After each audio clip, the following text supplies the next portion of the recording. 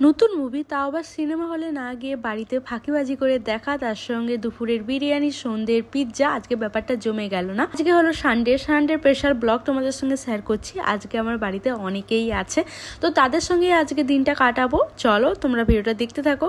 আর আজকে আমাদের দুপুরের রেসিপি ছিল বিরিয়ানি, মাসির হাতে বানানো টেস্টি রায়তা, তার সঙ্গে গরম ধোয়া ওঠা বিরিয়ানি। খুবই সুন্দর মাসি বানায়, তার সঙ্গে পরিবারের সবাই মিলে একসঙ্গে খাওয়া দাওয়া। সিনেমা হলে 90 টাকা বাঁচে, বাড়িতে অনেক কারসাজি করে এই মুভিটা সেই দিন আমরা পেয়ে গেছিলাম, যেটা এখনো পর্যন্ত কোথাও রিলিজ হয়নি।